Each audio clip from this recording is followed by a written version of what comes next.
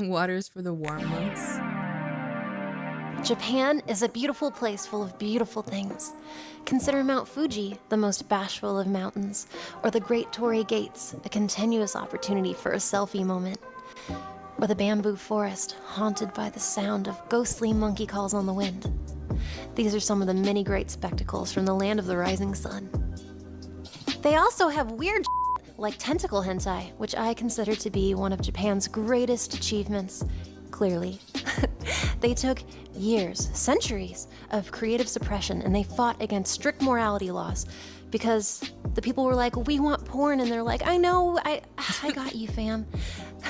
And they achieved this in very sneaky and persistent ways. And I know there's this fucking person in Japan who, so they have this job where you have to like mosaic the fucking junk, right?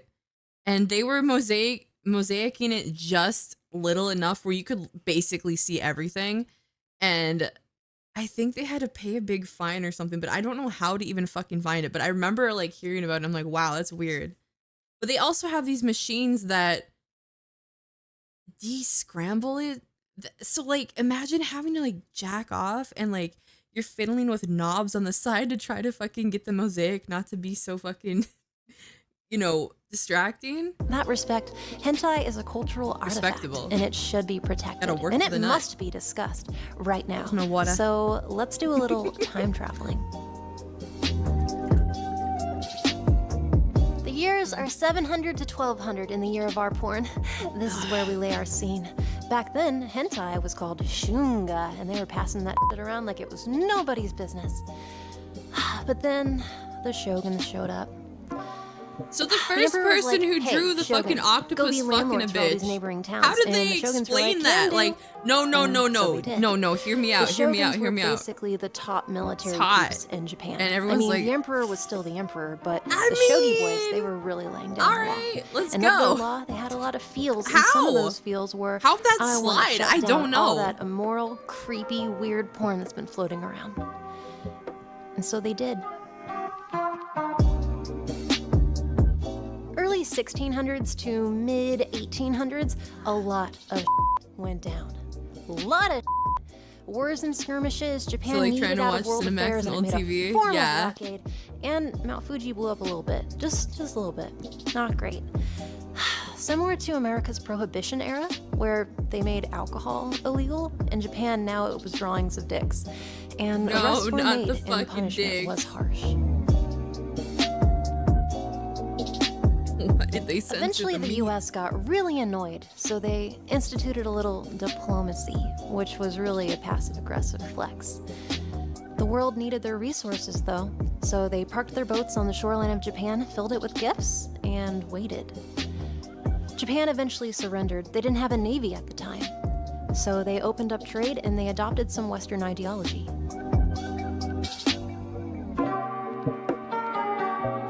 The 1870s to 1910s was hellish. The Meiji era came with a lot of things, such as another huge political shift. And the government this time, it was dropping down the hammer on alternative religions and just anything that criticized the government, and also porn, the distribution and ownership, including doujin. During this Zeus time, got freaky. Medical doctors and theorists started talking about sexuality, warning people, honestly, and mentioning it in medical journals. They hoped that they could strengthen morality by talking about this very perverse, very strange, like communicable issue that is sexuality. But that didn't do. If anything, how dare you want a bone? It more important, more popular. People were reading the medical journals about sexuality and then talking about it in trashy magazines. This led to the popularization of fetishes, and also self-appointed sexperts, helping with marital advice. Oh no. You don't understand, Doc. I can't get it up unless my wife pees on me. What the fuck is wrong with me? It's the 1940s, and there's war. Again, Japan, it pulls back, and it clamps up on its society. Awful. The Department of Propaganda in the government, it explodes and it takes over. Now any sort of written material has to be approved first by the emperor himself. If they found out that you were creating and distributing any sort of literature, especially if it's critical of the government or related to porn, punishment was harsh. You could have a $1 million fine. You could be in jail I for want life. the titty though. You could even be killed. For porn. Oh my gosh. Oh, her But, fucking outfit's like 5 not years TOS later, friendly for Twitch, America I just realized. steps in Oops. again and it asserts dominance.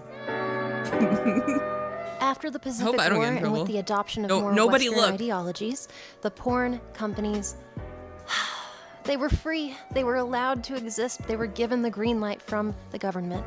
My God, did they rejoice. And they said, Japan, we're gonna live our best lives and we're gonna give you the best that we can give. Man, they gave it to us hard. What? We were so happy. This Japan of the 40s onward, it was so different from that of just a few decades prior, where Japan focused on conservatism and sexual modesty. But now it appreciated the female form and it explored its sexuality. It was beautiful, and I'm so proud of them. Also, Doujin was legal too, but that was still actually a little taboo. Doujin? But it was all technically legal. Aw, almost nice. By the 1960s, pink films came out, and those were the censored JAV videos that we actually still know today. As well, during this time, America was having a sexual revolution. They were getting funky, and Japan wanted to get funky too. Man, so I need they to see my copied it. wife being Also, fucked by an during this octopus to time get it up. came the emergence of BDSM culture. Oh fuck, you can't flash that one. I personally believe that the Dude, I actually like oppression, read that on my sex own, and throughout it's their like, history holy led shit, to it just a kept getting sexual worse. fetishism of authoritativeness. They were making the best out of a bad situation. Oh, and the Leishan it was collar is really hot sexy. though. Oh, son, it's the 1980s. Technological boom. Oh my god, it's huge. The effect of rapid globalization, it popularized things like arcades and gaming consoles and even PCs. Obviously, porn jumped that hype train. More and more people were getting their own PCs because they wanted to jerk off alone in their house, and that's awesome. Hell yeah. There was so much competition between all of the computer companies. It was Oh my madness. god, However, okay, if what you were okay. My brain jumped. There was so much competition between jerking off behind closed doors. I'm like, why? producing had What a the CD fuck? drive Could you or, imagine? It's like, any yeah, well, I sort did of it 8 graphics times last night. What whatsoever, about you, Jerry? You were winning, and you were I making can only money do it 6 and a hard half. I'm because sorry. people wanted to play their hentai games, like badly. That'd be Not awful. only did JAV blow up, but so did the doujinshi market. It was awesome, Oh. and statistically, 50% of that market was pornographic. Isn't that crazy? From there, then we got the more specific genres of porn. Competition. Yes. Competition is great. This one dude thought he was so smart. He said, I'm gonna make characters with no secondary sexual characteristics. How much can you even nut to sneak around before the you can't like there's censorship nothing laws. left? He went on to create the lolicon genre. And he went on to become Japan's most incarcerated citizen. Some Like, say is he's 8 still times a in day even jail possible? today. I don't think it Good would job, be. loli lover. Another dude was kind of You'd smart run out of too, stuff, and right? really kinky. He said, "I'm gonna get around these censorship laws too, with tentacle monsters." And I this can't led imagine to a the balls whole are that genre fast of at its producing own. this stuff. Monster porn. They had robots and dragons and Excuse you me, name is it, that with okay on strong YouTube? BDSM I elements. don't know. So there are these big ethics It is a YouTube organizations video that are on tasked YouTube, so with maybe. deciding the acceptability of different porn. I'm just It's curious. stupid, but I it don't exists, know. and because of it, Japan is allowed to export all their weird porn to the rest of the world. It's awesome. I just figure like there's no way.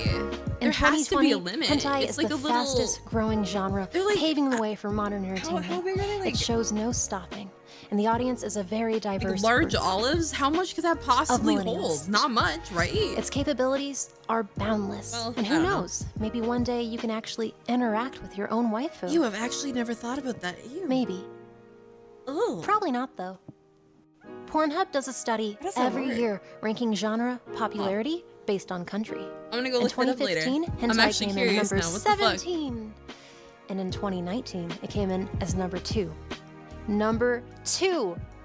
Followed by lesbians and horny milfs. Shouldn't forget about them. It's so crunchy, Anyway, I can't even tell thank you what all that for says. watching. Tell me, guys, what do you think will happen to hentai in 5 years? In 20 years? VR and hopefully better. That's my hope for hentai, I guess. Dude, I want just like a VR game that's just not crunchy looking, and I guess you'd have to use like AI, like an AI chat or something for them to respond to you. That'd be interesting. You could have like an actual actress provide the voice bank though, to alleviate some of the ethical guilt or whatever. I don't know. Let's see.